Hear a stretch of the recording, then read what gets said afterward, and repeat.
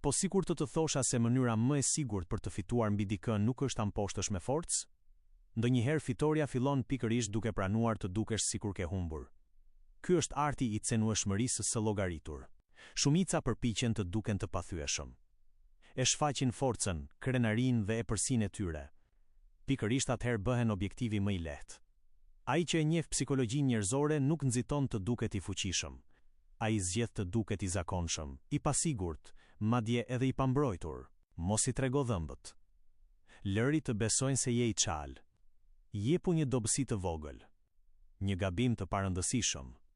Një pasiguri që duket krejtësisht e sinqert. Ata do ta quajnë ndershmëri. Do ta marrin si provë se nuk përbën rrezik. Njeriu rrallë i reziston tundimit për të ndier më i zgjuar se tjetri. Kur beson se të ka lexuar plotësisht, ai pushon së të vëzhguari. Kur bindet se të ka nën kontroll, ul vigjilencën. Dhe pikërisht aty fillon gabimi i tij. Mendjemadhësia bëhet perde që ja erëson gjykimin. Ndërsa ai feston epërsinë e vet, ti sheh çdo dobësi që ka lënë zbuluar. Ti nuk je viktima e lojës. Ti je ai që ndërton iluzionin e fitores së kundërshtarit. Sa më i sigurt të ndihet ai, aq më pak e kupton se po ecën drejt kurthit. Dhe në çastin kur mendon se ka fituar gjithçka, është pikërisht ai çast kur loja përmbyset. Ti nuk i tregove plagën tënde. I tregove vetëm karremin. Reagimi im mbi videon, kjo video sjell ndërmend filozofinë e 48 ligjeve të pushtetit të Robert Greene, veçanërisht idenë se ndonjëherë maskimi i aftësive është më i fuqishëm se sa shfaqja e tyre.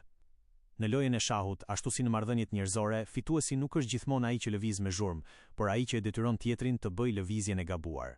Strategjia funksionon sepse shfrytëzon një dobësi të vjetër sa vetë njeriu, egon. Kur dikush bindet se është më i zgjuar, më i fortë ose më i aftë, ai fillon të nënvlerësojë rrezikun. Pikërisht në atë moment bie vigjilenca dhe shtohen gabimet. Megjithatë, ekziston edhe ana tjetër e medaljes. Nëse kjo taktik përdoret vazhdimisht, ajo e shndron çdo marrëdhënie në një lojë strategjie.